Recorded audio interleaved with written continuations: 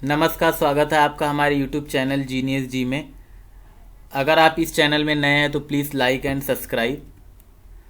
आज का टॉपिक है luteinizing hormones, LH test. LH test कैसे होता है, एलएच टेस्ट क्या होता है, एलएच ज़्यादा होने से क्या होता है, एलएच कम होने से क्या होता है, और normal range of luteinising hormone LH.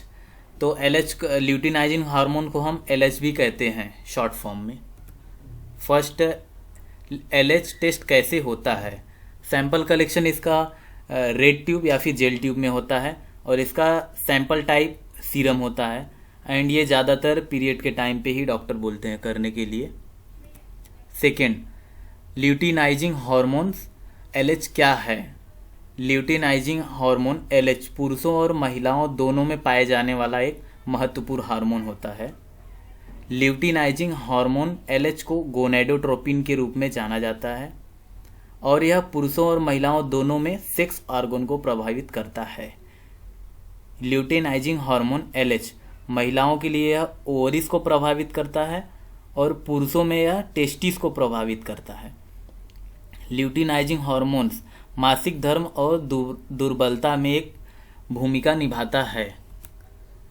यदि आप एक महिला हैं तो ल्यूटिनाइजिंग हार्मोन एलएच मासिक धर्म चक्र का एक महत्वपूर्ण हिस्सा है।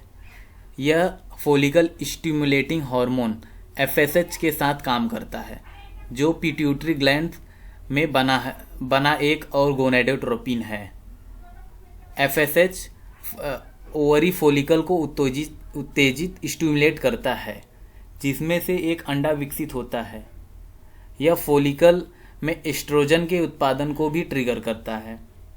Luteinising hormone LH pituitary gland से उत्पादित एक हार्मोन है। एस्ट्रोजन में वृद्धि आपके पिट्यूटरी ग्रंथि को एफएसएच का उत्पादन बंद करने और अधिक एलएच बनना शुरू करने के लिए कहती है। ल्यूटिनाइजिंग हार्मोन में परिवर्तन से ओवरी से एक एग निकलता है जिसे ओव्यूलेशन कहते हैं। जब एलएच में परिवर्तन होता है तो ओवरी से एक एग रिलीज होता है ओव्यूलेशन के लिए, जिसे ओव्यूलेशन कहा जाता है।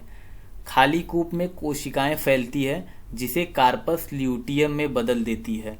यह संरचना प्रोजेस्टेरॉन को एक हार्मोन जारी करती है जो गर्भावस्था को बनाने के लिए आवश्यक है।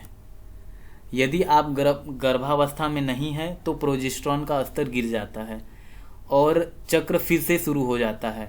यदि आप एक आदमी हैं तो आपकी पिट्यूटरी ग्रंथि भी एलएच का प्रोडक्शन करती है। हार्मोन आपके टेस्टिस में कुछ सेल्स को रिसेप्टर्स को बांधता है जिसे लेडिंग सेल कहा जाता है। यह टेस्टोस्टेरोन जारी करता है। यह स्पर्म सेल का भी प्रोडक्शन करता है। थर्ड आता है luteinising hormone LH level high होने से क्या होता है। तो हाई होने से irregular period and heavy bleeding, means period time पे नहीं आता है और आता है तो हैवी ब्लीडिंग होता है। Infertility and difficulty getting pregnant, means fertility में प्रॉब्लम होता है और प्रेगनेंसी होने में भी प्रॉब्लम आता है। Mood swing and irritability, means irritable हो जाते हैं आदमी। Acne and excess hair growth में भी प्रॉब्लम होता है। Loss of bone density, bone density भी लॉस होने लगती है। Increase risk of early menopause. And luteinizing hormone LH level low होने से क्या होता है। इसमें इरेगुलर पीरियड होते हैं और पीरियड कभी कभी ऐसा भी होता है कि पीरियड ही एब्सेंट हो जाते हैं, एक मंथ में आया ही नहीं और लेट आते हैं। डिफिकल्टी गेटिंग प्रेग्नेंट, प्रेगनेंसी के लिए भी प्रॉब्लम होती है। डिक्रीज सेक्स ड्राइव, सेक्स करने की क्षमता भी कम होने लगती है। Hot flashes and night sweet.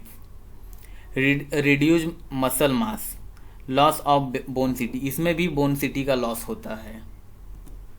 पांचवा, normal range of luteinizing hormone, तो इसका फोलिकुलर फेज में 2.40 से 12.60 होता है एंड ओव्यूलेशन फेज में 14.00 से 95.60 होता है।